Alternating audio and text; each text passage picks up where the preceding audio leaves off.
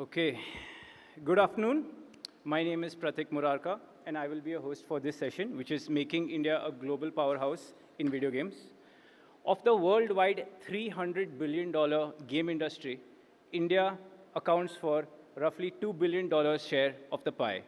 We have an opportunity before us to take this 2 billion and make it maybe 10, 20, or even 50. But how we do it, the roadmap we set, and how we reach there is up to us. Today, we are glad to have with us important stakeholders who can drive policy in our country, both at a state level as well as central.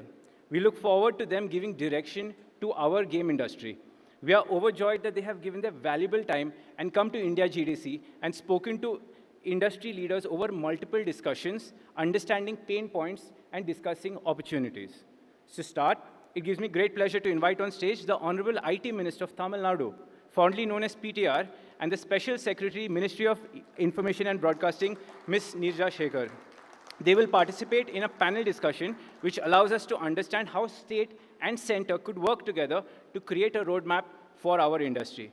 It also gives me immense pleasure to introduce Manvendra. He will be guiding this panel discussion today. Over to you.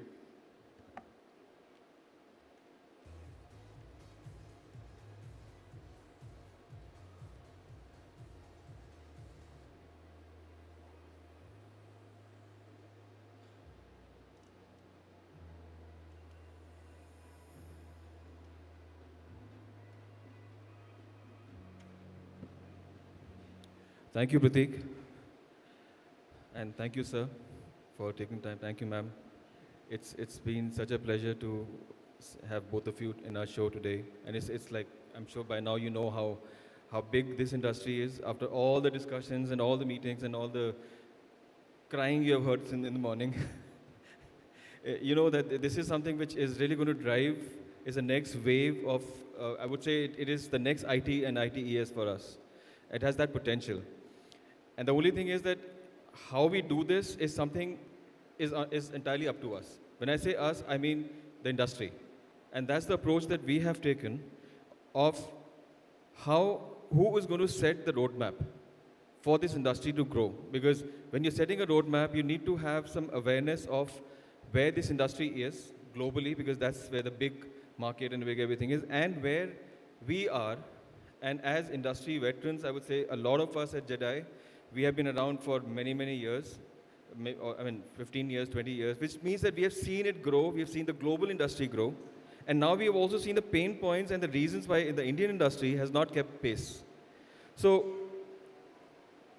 that was the primary reason why we thought that, from leadership from the state and leadership from the central government is here. They listen to, they see the vibrant synergies which are there between all that is happening here.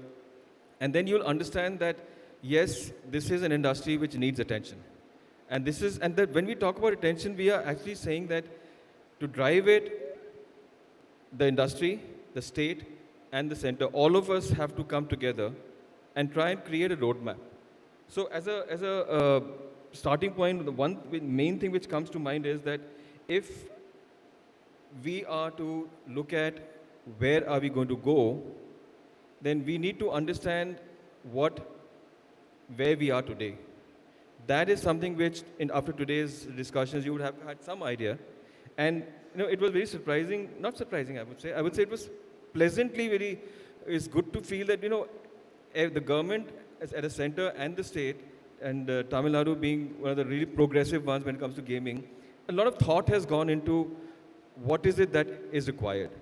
So as a first thing, what I would like to understand, sir, from you, seeing where we are today, and seeing all the great things that you talked about during the roundtable about what the industries, what the state has done and is doing and is thinking of doing. Now, after hearing all where do you think, what is your understanding of where we are today and where we can go? And to do that, what is it that at a state level, what is it that we need to do and we should do? Actually, what I would suggest for your consideration is that maybe the respected secretary should go first, because I was actually enlightened by her presentation. She had some slides where she showed where India was respective to the global opportunity set and what was the vision of the government of India to accelerate that growth. Why I say it's important is that, in our federal setup, the government of India decides major policy like import-export, like visas for talent, like subsidies for particular sectors, like incentive schemes, so forth, at a very macro level. And after that, the states have things like land, industry, labor, our own incentives and so forth that are relatively, lower level.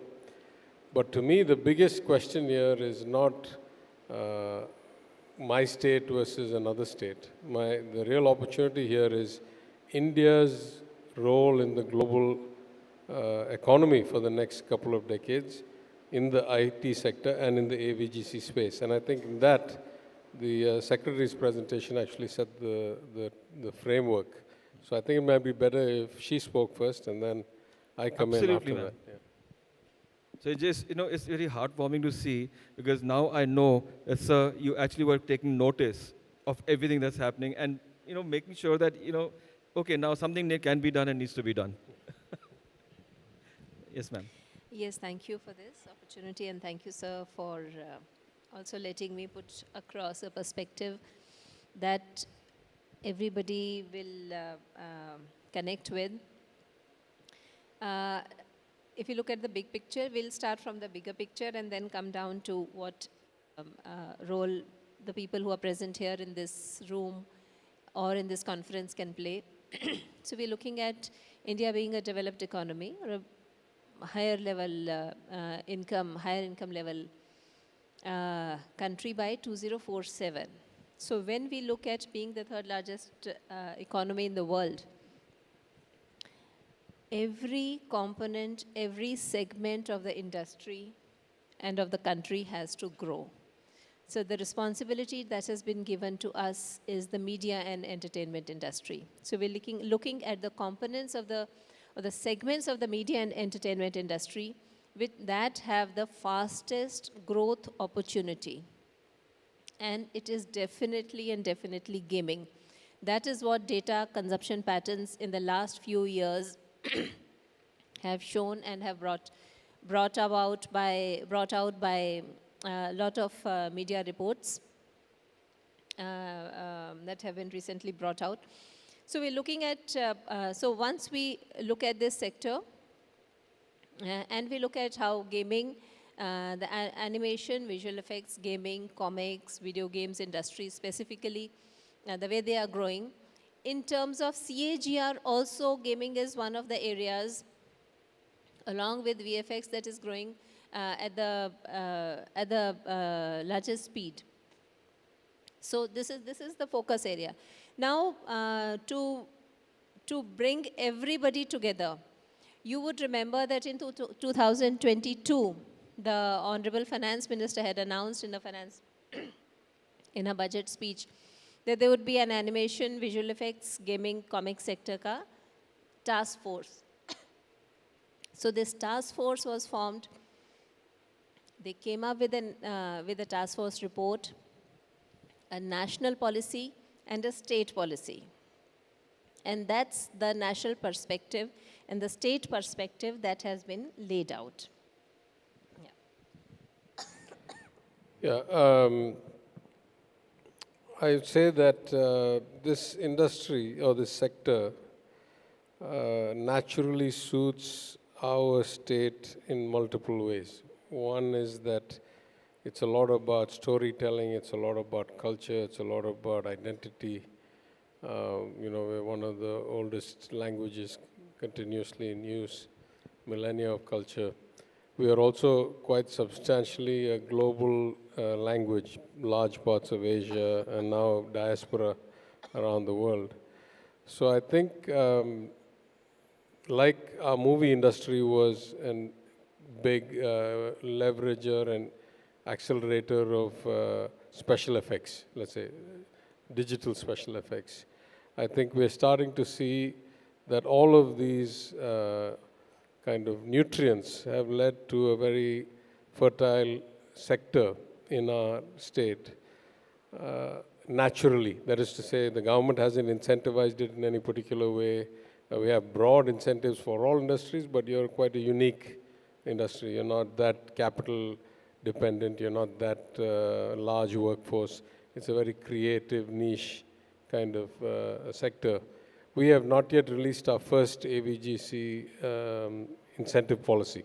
It's in the works. It's in conjunction with the industry participants. It should be released anytime now. But compare that to Telangana, which is just about to release its second version, decade after its first version. So in that sense, I would say we have benefited more from the natural cultural ecosystem as well as the natural talent base. And of the 20 or 30 companies that I've met over the last year, particularly around the fact that we needed to separate real money games and other games because we legislated early ahead of other people. Almost all the companies I've met have some global component, somebody who's worked overseas, who ran a team, who set up a business, who decided to come back for various reasons, a lot of people moving back after COVID. So we have this phenomenal leadership of people who have been there, done that, and that is driving the growth of the sector. But we think we need to accelerate it quite a lot because, as you say, we are maybe 1% or 2% of the global market. And I was in the discussion earlier where we had this American entrepreneur who has set up a company here, Joseph. And I thought what he said was startling. He said, actually, in the global market, the American era of the gaming is probably on the decline. Is now the Chinese gaming era, and that itself is facing headwinds, so there's going to be a vacuum. That is actually exactly what is happening in things like manufactured goods, right? So it used to be the US made their own goods, then everything was outsourced to China. Now everybody wants to get out of China. They're not going to go back to the US. It's either prohibitive cost or not enough manpower. So we in Tamil Nadu have already benefited greatly from that get out of China, finish the 30-year one-way migration and start taking it back. He was basically saying that's going to happen in gaming as well. So that to me is an eye-opener of the scale of opportunity. The second point he made, which I thought is also a very valid point, is that not only is the customer base growing rapidly in India, like smartphone usage, which is the main platform anyway, is rapidly increasing. Places like Tamil Nadu, 100% penetration almost. And there's still a lot of population to cover in India. But that the average revenue per user is growing as the economy grows. So I think it's very hard for me to think of a market that has, in one contiguous republic, such a large population of so many young people, right? It's not just that their population is that there are so many young. So I think all the ingredients for an acceleration are there. Now, somewhere between the three of us, we need to figure it out. I was very pleased when I saw the Secretary's presentation this morning, where she articulated clearly a role for the Government of India, the Union Government, also for the states, and said, you know, the states need to partner with us on this, on the waves, and these are the places, you know, your own incentive policies you have to highlight. So I think that's a very collaborative approach because we will get much, much better outcomes when we do this collaboratively across all the people who have the strength in this sector. And naturally, if you say, that should be everybody, because right now, from a technology perspective, the southern states are probably a bit further ahead. But if the consumers of this content are going to be of different parts, of different languages, then surely there's going to be a lot of employment opportunities, a lot of cultural context creation in those places as well. So somewhere between the industry working with the governments to say, what are your pain points? And that's what today has been. For me, this is the third discussion. You know, how can we create talent faster? How can we more formalize the pipeline of talent creation? How can we help monetization in ways beyond the sale of the original game? How can we perhaps bring voluntary or industry-based rating schemes? How can we make this a more standardized, scalable model? And what are the ingredients that are in short supply And what can the state or the union do? Of course, we can help with incubation, we can help with common platforms, we can help with subsidized subscriptions, we can help with economic incentives for hiring or for bringing experts or for training. We do that for many industries. We can do that uniquely here because it has unique needs. Right. But I would say broadly, if we work together, we are on a decent path, but the potential is so huge that really we should be on this scale. And we need to find a way to get to that place collectively. Right. That's very true, because the potential that we see for ourselves in the coming years is so huge that it's difficult to understand how. I mean, at this point, you almost feel, can we do that? It's so huge. Because, like you rightly said, the US is becoming difficult to develop there. Nobody wants to go to China.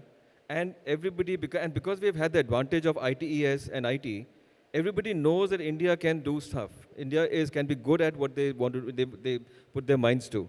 So everybody's looking at India. Look at this, the panel when we were waiting. Middle Eastern companies who are developing out of here for the Middle Eastern market, right?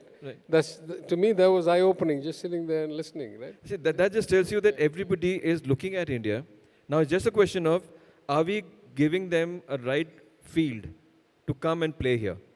I think that is, because look at it this way. Now, that's what at GDAI, all of us are always trying to focus and create an end objective for ourselves. And that's what, when we do that, that's when we go to this, to you, ma'am, and sir, we'll come to you, that, okay, now this is what we want to do, which is, in one line, 5 years from now, how can we maximize the creation of video games out of India? How can we have, now we have to put a number to it. Let's say in 5 years' time, I want to have 1,000 games, video games getting developed out of India for the world. And not just 1,000 games, 1,000 games of a certain level which is expected at a global level. Now, if that has to be done, a lot of things that, all the things that we have talked about during the day, those are means by which we'll reach our end. Now, so IP creation, that's the next question I had. IP creation is a big thing. That's the best way of maximizing revenues with a smaller team. Now, creating IPs in India is not really very famous for creating IPs. Not just in gaming, but in general, we are not good with products. We're great with services. So what do you think, has the government thought about the fact, whether, again, I won't get into central or state, it's just from a government perspective, irrespective of which side, how can we create IPs? How can we incentivize IP creation? What can we do to make sure that India is no longer a services country, it becomes an IP country?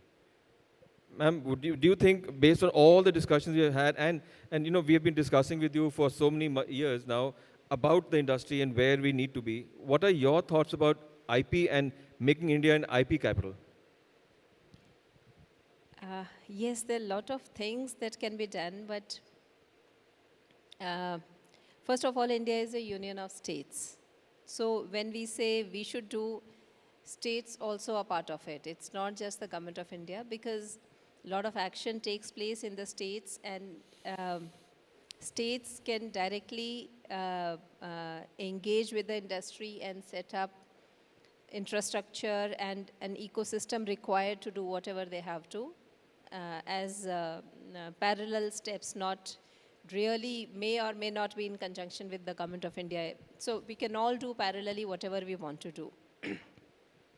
One of the major things that comes to my mind, in fact, I've been thinking about it, is setting up of, let's say, IP labs in this sector, where we support the industry, we create an infrastructure, we invite the talent, we invite the developers or the IP creators, and not only support them in creating the IP, but also taking it further till distribution and till the end. And also its publishing wherever it is supposed to be done. So there are many areas that we can work in when it comes to IP creation. Then supporting the industry in terms of funding, production funds, support specifically. I think IP creation is an area we can definitely be, in fact, we have to focus on this. This is not, Exactly. this is not an area Right, we have focused on right. so far. It's a new area, de novo area for us, but it has to be done in a very specific manner. It's not that we address the industry and IP creation will occur on its own. No, Right, that's right. not the path we should be taking now. I think it's heartening to see that sense is there that, okay, we have to put focus. Yeah, I mean, in Tamil Nadu, we already, for, I don't know, at least the last few years of data that I've seen, we're still the #1 patent filing office in India. We have a lot of IP. Part of our problem has been that this IP often gets locked up in certain places and it's not available. I'm not talking about gaming, but I'm saying broadly IP. So one of the things we have been doing is, we came up with a special financial incentive policy for R&D centers because we think engineering R&D is where we can move up the value chain. But also, including in my department, but other places, finding ways to commercialize and, leverage IP to financial outcomes. And so, for example, in our incubation center, we've created this kind of resource pool where we list all the available IPs and ask entrepreneurs who wants to try and work with this IP holder to try and commercialize it. So this is a broad approach, I would say. So maybe from the game industry perspective, you're talking about unique kind of characters or stories or models or brands or whatever that is. That I think it's hard for me to, other than provide financial incentives and give people training, it's hard for me to in any way directly impact that. But what we hope we can do is provide an environment where such people, if they have the talent in them, that they get to realize it in full through the incubation, through the financial incentives, through the hand-holding and support. For example, we give 100% in our incubation center, we give 100% patent filing costs for whoever is with us, whatever IP they generate. So these kinds of support we can provide. Yeah. In fact, the incubation centers that have been set across states, maybe there can be some partnerships, collaborations, which we can steer through the National Center of Excellence and see that they reach their logical end so far as IP creation is concerned, and link up funding and market along with that. So that's definitely an area that needs to be looked into. So incubation, I think, centers is something which is the key to this. Because what we are saying, we want maybe 1,000 games in 5 years. So they have to start somewhere, and we have to incentivize or help or support develop. Because today, when you take the walk of the floor, you realize the passion the developers today have of, I want to make a game, right? And I will make it irrespective of what. I'll forget. I mean, the parents may not agree to them a lot of times, but that's changing. Now parents are also realizing that this is an industry that they should support their kids in. So now, given that fact, incubation becomes an important factor, because then that is where you lay the seeds. That is where they come and start their games and get some sort of sense that, okay, I can do it. That's great. And now when we're talking about global, right? We are making games for global. Let's look at the other way around also. That what is it that we can do to, instead of Indians making for global players, figure out a way, a mechanism, a roadmap where we can create GCCs, competencies, global competence centers, capability centers. Because what we want, which also was discussed in the afternoon, was that we want global players to come to India and develop out of India. Yeah, I think there's already a few examples, as you know, being a veteran in the industry. But I think anyway, we incentivize GCCs in all industries. In fact, today in Chennai, there's a major expansion going on of UPS, the American logistics company, that's going to end up having thousands of employees. We have already media companies like Comcast, NBC, Universal has almost 6,000 employees in Chennai. So I think there are already GCCs, and these are creating the kind of talent that can then go on to go do independent things, because they're just bringing them up the skill curve, and the awareness curve of the market and the metrics and, where the opportunity set is and so forth. But I want to say something. As I walked around the stalls here and I listened to people in these conferences, I'm IT minister, so I see all kinds of people in IT. I think the difference between this sector and the other sectors of IT is that most of those are either a profession or a business, right? Like, this is almost seen as an artistic expression. It's more like a sense Very of true. Very true. my identity, my unique vision coming out. So the kind of passion that goes into this is very different than if I'm building a, accounting software company or a Right. software as a service provider. And I think that's really its unique flavor. That's why it's hard to scale it. It's not like you can, find one game, then you can do 10 games. Every game is different. Right. And so we have to actually encourage a lot of small and medium players, and some of them will hit it big. Right. And some of them will be happy just expressing their talent and making a decent living, and it won't end up at, hundreds of millions of users. So I think as a state, our job is to provide not just the talent pool, not just the incubation, not just support, not just the access to the state's resources or the university's intellectual property, whatever it is, but some of it, I think, is a cultural shift that is required. A lot of times I've heard today about how a lot of young people's parents are not happy with them going into this profession, right? Even though it's extremely lucrative and potentially hugely, successful career. So I think that is also some of the things. I mean, we're doing some of it in Tamil Nadu in terms of career guidance about, current and future jobs and roles, not just to the students, but also to their parents. So some of that hopefully will lead to a cultural shift. But, nothing succeeds like success. So, if somebody hits it big in that community, everybody realizes, and then all of a sudden, Right. it's a respectable profession now. It's Right, not, right. waste. I think So that's what you're saying is you're hitting it on the head. It is success which even changes mindsets of parents. Then they start realizing that, it's not that bad. Okay, come on, play some more. I mean, we want to reach that stage where they tell them to go and play some more. Yeah, I remember about 15 years back, I met somebody who says his son is a gamer. And he says he was based in Bombay, and he says that his son was the top gamer of the city. He says, when my younger one goes along, when the younger one's friends get to know that he's that guy's brother, he says, suddenly, see, he says, but I don't know whether it's good or bad. It was that stage, imagine 15 years back. He said, I don't even know what to say about it, whether to feel proud or not, because I don't know what it is. But we've come a long way. I think I think we have come a long way. Things So have look at it this way. changed. We are where the Western gaming, I would say, world was in terms of gaming 30, 35 years back. So if you go back 35 years in US, it was same situation as today. Kids used to play games, get beaten up by the parents. Why the hell are you wasting your time? Right? Okay. So now not too many people playing games. The kids grow up, they start learning, they start earning, they have money, they buy their games and play. So the parents are still not very happy about it, but they can't say much. Now when they grow up further, have kids, now they are buying games for their kids, and both of them are playing together. So that is where the West has reached today, and I think we will make it faster than them. They took 35 years. We might do it in the next few. Definitely leapfrog. Yeah, I think.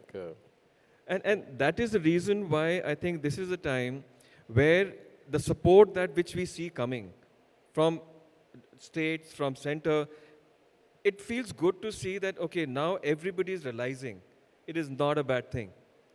It is something which can create careers. It is something which can create employment, because that's a big thing. At the end of it, it is creating employment. And look at the Western gaming industry. It is a huge source of employment. And the best part about gaming is that it is not just engineering or art or anything. It's a combination of multiple skills. So you're actually defining your, let's say, creative art, 2D art, you're taking 3D, you're taking design, you're taking technology. Everything is rolled into one.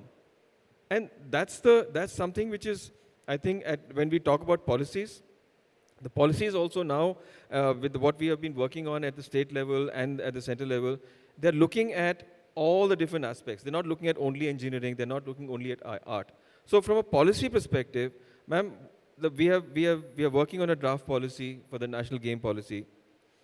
How do you think that policy, based on whatever shape it is in right now, will address all these different fears which are there of talent, of like promotional efforts, for incubation centers, and education in this space?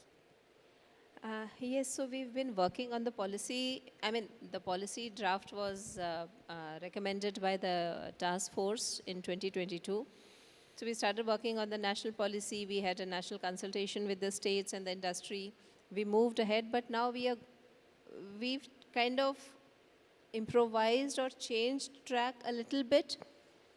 And now we are coming up with a mission, with an implementation plan along with the policy, which is a funded implementation plan. It's not just a statement or a motherhood statement that we should do this and that, and we should give this rebate or do this kind of support. It's an implementation strategy along with the funding. So we are trying to be more practical about it and be more real about it. So I think there's something to look forward to there, because we are trying to expand our horizons to slightly beyond AVGC and go into the media entertainment now that we are so excited about that if we are going to go ahead with an implementation strategy. So, but we're really thinking big. So we are very excited that we should be able to touch the educational component of schools and colleges. We should, because it has to be interdepartmental and with the support of the states, because something at such a big scale cannot be done on its own, and will need a lot of collaborators and industry collaboration as well. So we're looking at school, college education. We're looking at skilling at different level, upgradation of skilling, training of trainers, the faculty, the industry, support in terms of skilling, setting up of labs, probably a larger network of, what do I say, a university, college skill, an integrated kind of university education. So we're looking at a much larger scale than we are at now. Yeah, I would say the one feature of this sector compared to the rest of IT, right? I mean, broadly speaking, because it's so creative and it's so unique, just dollar for dollar of revenue, you probably employ fewer people than, let's say, even a software or let alone a software services company, right? But in some sense, that's it's also more revenue to the state, because it's such a high margin business that your tax will be much higher, because most of those businesses with high headcount will create jobs, but their margins will be lower, right? Right. But I think, employment is important. I think more than that, realizing the potential of the people who have this capacity, therefore serving the local market, and ideally capturing a much greater share of the global market, and earning the country also kind of revenue from a global kind of foreign exchange perspective. I think that's the vision to me of the upside of this effort, and our attempts to kind of accelerate its growth. Yeah. So, sir, I have a very specific question for your state. 5 years from now, after listening to everything you heard today and getting an understanding of, okay, this is the potential and possibility, where would you like to see Tamil Nadu 5 years from now? I would like to see a couple of 100 companies in this sector of the scale of, 5, 10 to, maybe a few hundred people. I would like to see a thriving market for local content games in our 80 million or so population and significant diaspora around the world. I would like to see at least 1 or 2 big global games having global game platforms like we have seen come out of Bangalore or Mumbai, have come out of Chennai or some other part of Tamil Nadu, Coimbatore or Madurai or someplace. And most of all, I would like to see the education and career counseling ecosystem have this career path and the skills required to succeed in this career path as an integral component of what all children at all levels from school, like, the gentleman in Kerala was saying. One of the things we have done is reintroduced art as a subject from 5th grade, from elementary school onwards, because that's how you make sure people are realizing their creative potential. I don't recall, I think I had art as a subject. I was a CBSE student. I had art as a subject probably till 4th or 5th grade. After that, I don't recall having any creative, any subject whatsoever, right? So I think if we can bring back, I'm not saying exactly that, but bring back something about design, about perspective, about aesthetics, about your own view, as opposed to a standardized, this is how, math works or physics works, into the curriculum early, and then along with more relevant training and practice from people who have been there, done that, some career guidance about the potential employment opportunities or entrepreneurial opportunities in the sector. If we do that, it'll be a huge win for me. Yeah. You rightly said, in this jungle of maths and sciences, we have lost our way to lost our way to the open fields, right, which were much more refreshing and things which are creative. You can do so many different things. Yeah, I'm not sure everybody's going to be able to do it. I think math is safe. If it's not too complicated, everybody should do math. Okay. But I'm saying right now we are not even identifying those people who naturally have the talent or the inclination because we are not exposing them to it. Absolutely that's the part Absolutely that I think right. we should, yeah. I think that's where the problem is, that we somehow curb the instinct of creativity because we're focusing so much on sciences, maths, and regular things. And that's something also, I think, which we have seen, which has been discussed in the policy segments and all that. My last question. Now, this is something which has been puzzling me, but also I've not been able to answer that. If any government wants something to grow, it creates an environment, creates a framework where it provides a platform for growth and almost gets people like bees to itself. Example I will take is of Montreal. Now, in Montreal state, they decided to give tax incentives of 37% for video game industry. The moment that happened quite a few years back. The moment that happened, companies, individuals from everywhere, whether it's Europe, whether it's US, whether it's your UK, anywhere, they were just flying into Montreal. And then Montreal now can boast of the biggest companies, developers, have their studios there. Everybody in terms of artists, engineers, game designers, they want to be in Montreal. Why can't we build that type of an ecosystem in our country at a state level or at a center level? What is it that's stopping us? Because we have seen examples of that all over the world. In animation space, it happened in different places. In Canada, it happened in animation also. In gaming space, we have seen that. And it has grown the industry 100-folds. Look, I'm not making excuses, right? A lot of government works at its own pace. I tried to change some of that while I could, and I was partially successful. But you can't see, financial incentives alone cannot do that much for you, and they are inherently limiting or limited. So I'll give you 2 points about Canada or Montreal. Canada is a natural resource-rich country that has less than 30 million people or so. Last I checked, maybe it's a few more than that. So they have a lot of money. They have budget surplus. They get a lot of money out of the ground in minerals and oils and whatnot have you.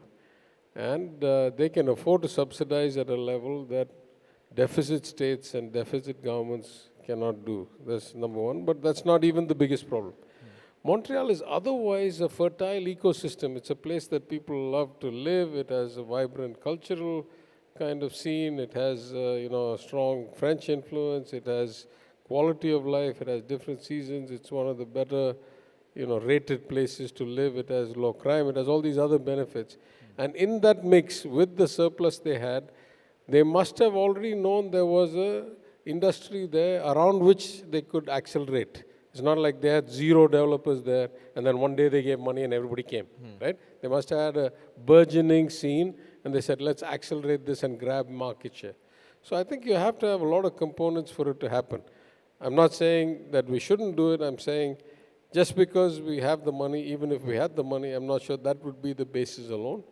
But we should do a lot of things, including giving incentives, including encouraging people to come, including creating one or two major success stories, like helping somebody become like an icon, an example. That draws the talent, right? And that draws, I also can be there, I also will do that. So, I mean, Montreal is Montreal. I'm not sure we can replicate Montreal, but we can try, right? No harm in trying. You never know what happens. And I'm not saying no. Yeah. But he's right that financial, in addition to the incentives, a lot of infrastructure and local support in terms of manpower, technological support, post-production facilities and good studios and skill set that is locally available. So if everything can be put together and then the incentives work best, because that's what is working in UK today, that all the companies from India are going to avail their financial incentives, but at the same time, they're also being given a lot of facilities over there. So it's put together is what makes it more productive. So what you were saying is that we have started working on the first platform, which is structure, talent, and all that. And while we are doing that, we'll build an ecosystem which will make it easier to do that.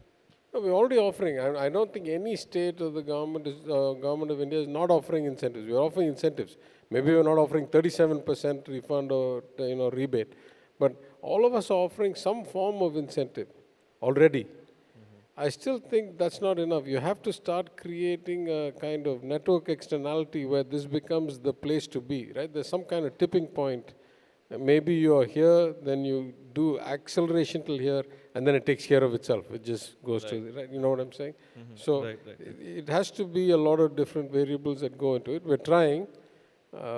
Hopefully, as I say, I've given you a very precise vision for where I hope to be 5 years from now, or where I would, governments don't last forever, but where I hope the sector is in my state 5 years from now.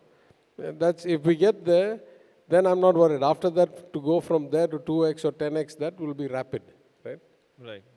The first milestone is the most difficult. That ecosystem of... Right. Ma'am, what do you think? Where do you think India should be, or you want it to be in 5 years?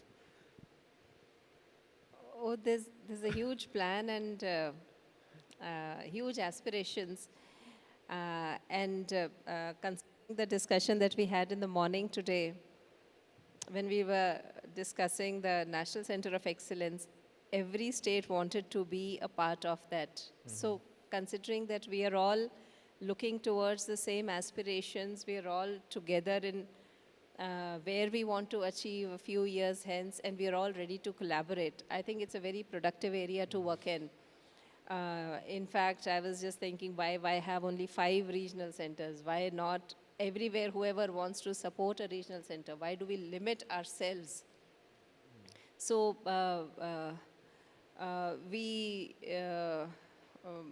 in terms of IP, in fact, broadly if we look at, we are not looking merely at exporting services, but at exporting content and IP. And I think that's an area that we should be looking at, and then create an entire system that supports the IP creation and the content creation in the entire media entertainment sector. So make in India for the world. Yep.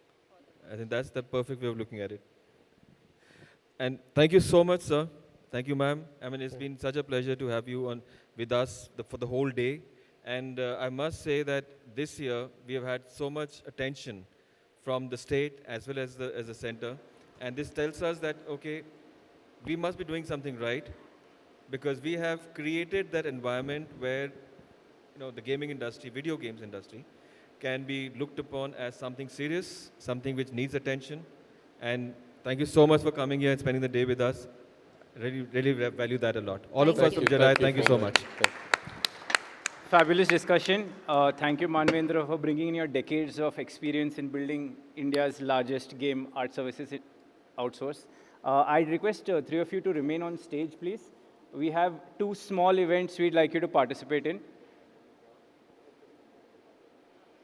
Take the photo.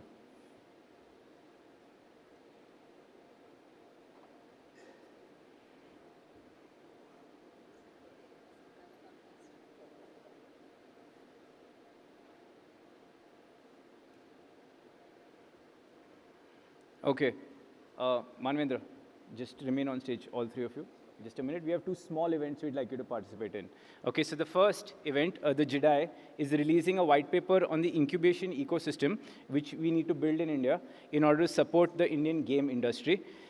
IP creation is an integral part of the success story for India to become a global powerhouse. This requires mentorship and it requires funding, and this is a model which the incubation model works very well for.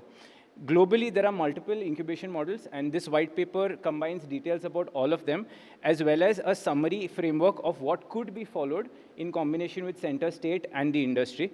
Could we have the copies on stage, please?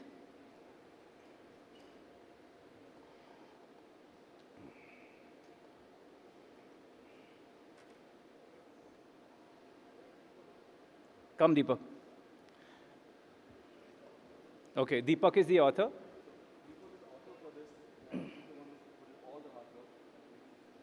Yeah, please. So quickly sharing a summary of what the white paper talks about. It essentially outlines the strategic roadmap to build India as the gaming hub of the world by emphasizing the need for made in India for the world approach. It also highlights the key pillars or key stages of building talent, enabling incubation, and accelerating growth as 3 stages of building a gaming industry in the country, and talks about the critical role of government, industry, and academia to make it happen. The paper further advocates recognition for the gaming, a distinct recognition for the gaming as a sector, given its potential for high business and economic growth, its ability to give the platform for India, brand India, to export its culture and leveraging soft power on that. Third, it is a source of innovation, where we see gaming as at the forefront of innovation. And fourth is the use of gaming across education and social awareness. So that's, in a nutshell, what the white paper talks about. Thank you so much.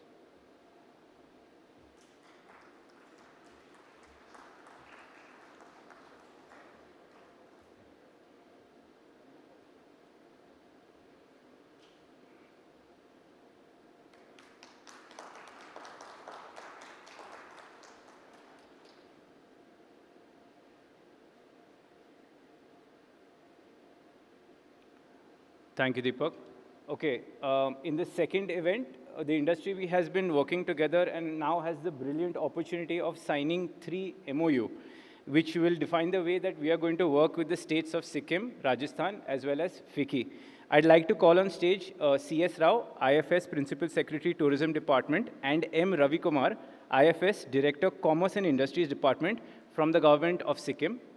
I would also like to call Hari Mohan Sharma, Department of IT and Communications, Government of Rajasthan, as well as Leela Jaisani, Deputy Secretary General of FICCI.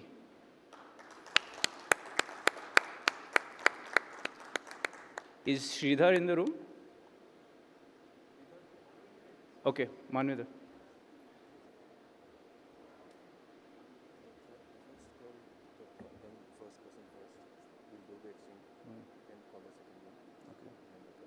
Okay, first Sikkim. Okay, so we'll first have the paperwork for Sikkim.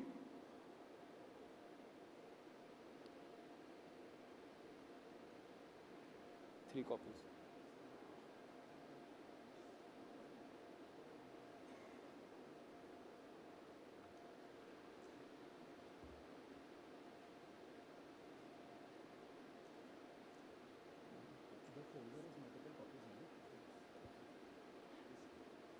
Sikkim, yes.